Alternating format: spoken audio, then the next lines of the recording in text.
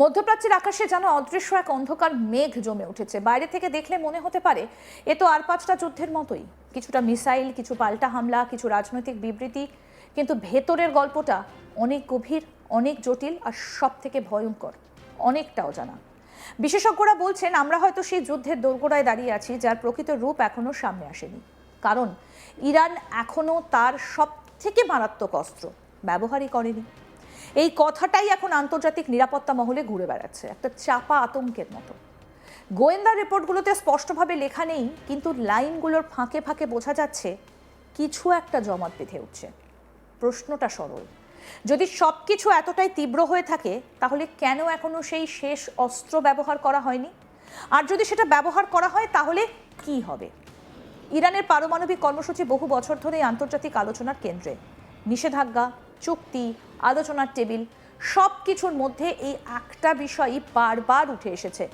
সাধারণভাবে মনে করা হয় তেহরান এখনো পূর্ণাঙ্গ কার্যকর পারমাণবিক অস্ত্র তৈরি করতে পারেনি, কিংবা এমন কোনো নির্ভরযোগ্য মিসাইল ব্যবস্থা তৈরি করতে পারেনি যা দিয়ে সেই অস্ত্র দূরে পাঠানো যায়। কিন্তু এখানেই গল্প শেষ নয়, কারণ পারমাণবিক বোমা না থাকলেও পারমাণবিক বিপদ তৈরি করার জন্য অন্য পথ আছে। বিশেষজ্ঞরা যাকে বলছেন ডার্টি বোমা, অর্থাৎ এমন একটা বিস্ফোরক যেখানে মূল লক্ষ্য ধ্বংস নয় বরং দূষণ। ইরানের কাছে যে পরিমাণ সমৃদ্ধ ইউরেনিয়াম মজুত রয়েছে বলে মনে করা হয় তা দিয়ে এই ধরনের অস্ত্র তৈরি করা সম্ভব।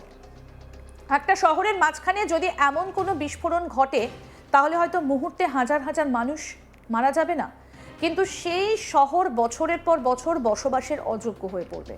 ভাবুন তো, একটা ব্যস্ত বন্দর শহর যেখানে প্রতিদিন হাজার হাজার মানুষ কাজ করছে, হঠাৎ একটা বিস্ফোরণ, তারপর ধোঁয়ার সঙ্গে মিশে ছড়িয়ে পড়ছে অদৃশ্য রেডিও অ্যাক্টিভ কণা। প্রথমে কেউ বুঝতেই পারবে না কি হয়েছে, কয়েক ঘন্টা পর মানুষ অসুস্থ হতে শুরু করবে, আতঙ্ক ছড়াবে, হাসপাতালগুলো ভরে যাবে, আর প্রশাসন বুঝে উঠতে পারবে না কিভাবে পরিস্থিতি সামলাবে।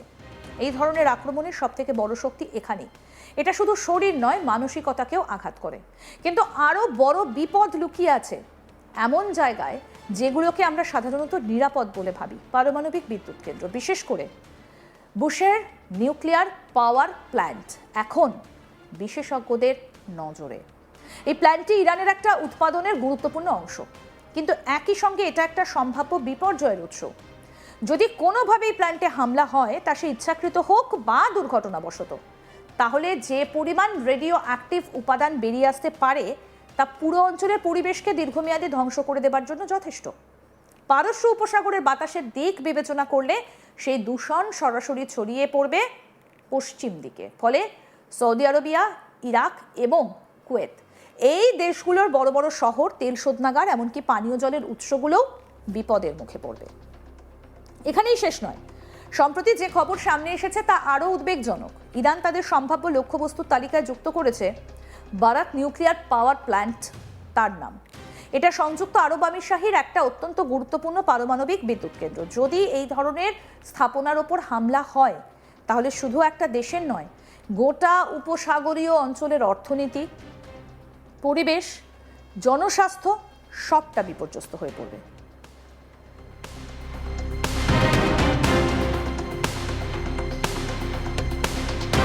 এই সমস্ত তথ্য একসঙ্গে জুড়লে যে ছবিটা তৈরি হয় তা বেশ ভয়ঙ্কর।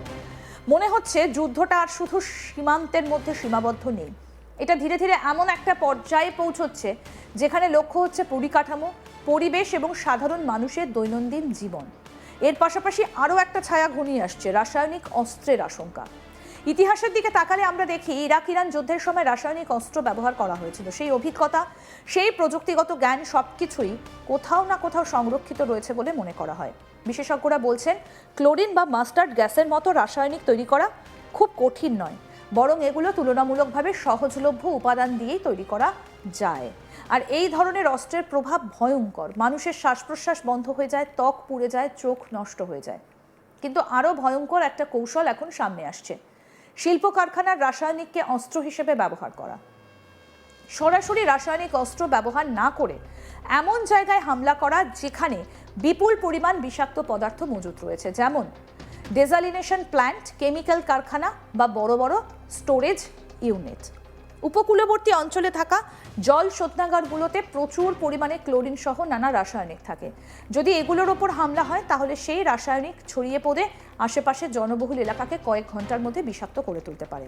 সবথেকে বড় সমস্যা হলো এই ধরনের আক্রমণকে সরাসরি রাসায়নিক অস্ত্র ব্যবহার বলে প্রমাণ করা কঠিন, ফলে আন্তর্জাতিক আইনও অনেক সময় অসহায় হয়ে পড়ে। এই কৌশল নতুন নয়। ইউক্রেন যুদ্ধের সময় রাশিয়ার বিরুদ্ধে এই ধরনের অভিযোগ উঠেছে যে তারা শিল্প স্থাপনাগুলোকে টার্গেট করে পরোক্ষভাবে রাসায়নিক বিপদ তৈরি করেছে। অনেক বিশ্লেষক মনে করছেন এই অভিজ্ঞতা থেকেই অন্য দেশগুলো শিক্ষা নিচ্ছে। এখানেই আসে আরও একটা গুরুত্বপূর্ণ প্রশ্ন, এই সব কিছুর পেছনে কি কোনো বড় শক্তির ছায়া রয়েছে? অনেকেই মনে করছেন ভ্লাদিমির পুতিনের নেতৃত্বাধীন রাশিয়া ইরানকে পরামর্শ আর সমর্থন দিচ্ছে। যদিও এই দাবির পক্ষে সরাসরি প্রমাণ খুব কম, তবুও আন্তর্জাতিক রাজনীতির জটিল খেলায় এই ধরনের সহযোগিতা অস্বাভাবিক নয়। সব মিলিয়ে পরিস্থিতি এমন জায়গায় দাঁড়িয়েছে যেখানে প্রতিটা পদক্ষেপের ফলাফল বহুগুণে বেড়ে যেতে পারে। একটা ছোট ভুল, একটা ভুল সিদ্ধান্ত, আর তার ফল হতে পারে একটা বিশাল বড় মানবিক বিপর্যয়। সবথেকে উদ্বেগজনক বিষয় হলো এই পারমাণবিক ও রাসায়নিক ঝুঁকিগুলো নিয়ে এখনো ততটা আলোচনা হচ্ছে না যতটা হওয়া উচিত। মিডিয়ায় আমরা দেখি বোমা পড়ছে, ড্রোন উঠছে, কিন্তু এই অদৃশ্য বিপদগুলোর কথা খুব কমই উঠে আসে। ইতিহাস আমাদের আগেই সতর্ক করেছে। সেপ্টেম্বর 11-এর অ্যাটাকের পর হাজার হাজার উদ্ধারকর্মী কেন সুরক্ষা ছাড়াই ধ্বংসস্তূপে কাজ করেছিলেন? কয়েক বছর পর দেখা যায় তাদের অনেকেই ক্যান্সার, শ্বাসকষ্ট, নানা জটিল রোগে আক্রান্ত হয়েছেন। সেই ভুল কি আমরা আবারও করতে চলেছি?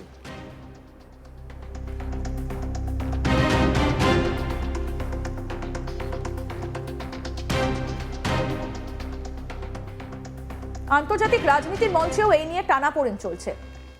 ডোনাল্ড ট্রাম্পের সময় রেড লাইন নিয়ে যে আলোচনা শুরু হয়েছিল তা এখন আবার নতুন করে সামনে আসছে, অর্থাৎ কিছু সীমা নির্ধারণ করা যা পার হলে সরাসরি হস্তক্ষেপ হবে। কিন্তু এই রেড লাইন কতটা কার্যকর? অতীতে আমরা দেখেছি অনেক সময় সীমারেখা শুধু কাগজেই থেকে যায়। বারাক ওবামার সময় সিরিয়ায় রাসায়নিক অস্ত্র ব্যবহারের পরও যে ধরনের প্রতিক্রিয়া দেখা গিয়েছিল তা অনেকের মতে যথেষ্ট ছিল না, ফলে পরিস্থিতি আরও খারাপ হয়েছিল। এই ধরনের দুর্বলতা অন্য শক্তিগুলোকে উৎসাহিত করতে থাকে। অনেক বিশ্লেষক মনে করেন পশ্চিমা দেশগুলোর এই দ্বিধাদ্বন্দ্বই ভ্লাদিমির পুতিনকে ইউক্রেনে আরও আগ্রাসী পদক্ষেপ নিতে উৎসাহিত করেছিল। এখন প্রশ্ন হচ্ছে, সেই একই ভুল কি আবারও হতে চলেছে? যদি কোনো দেশ বুঝে যায় যে তার বিরুদ্ধে কঠোর ব্যবস্থা নেওয়া হবে না, তাহলে সে আরও বেশি ঝুঁকি নিতে পারে। ইরানের ক্ষেত্রে এই আশঙ্কা আরও বেশি, কারণ অনেক বিশেষজ্ঞ মনে করেন তেহরানের বর্তমান নেতৃত্ব, বিশেষ করে তাদের সামরিক বাহিনী, নৈতিকতার চেয়ে কৌশলকে বেশি গুরুত্ব দেয়। তাদের কাছে জয়ই শেষ কথা, আর সেই জয়ের জন্য তারা কত দূর যেতে পারে তা এখনো স্পষ্ট নয়। কিছু বিশ্লেষক তো সরাসরি বলছেন, যদি কোনো রাষ্ট্রের কাছে নৈতিকতার বালাই না থাকে তাহলে রাসায়নিক অস্ত্র ব্যবহার করা তার কাছে খুব সহজ সিদ্ধান্ত, কারণ এটা তুলনামূলকভাবে সস্তা, দ্রুত কার্যকর এবং আতঙ্ক সৃষ্টিতে অত্যন্ত সক্ষম। আরও আপডেট পেতে দেখতে থাকুন আজ তাক বাংলা। সাবস্ক্রাইব করুন, নোটিফিকেশন পেতে বেল বাটন অপশন প্রেস করুন।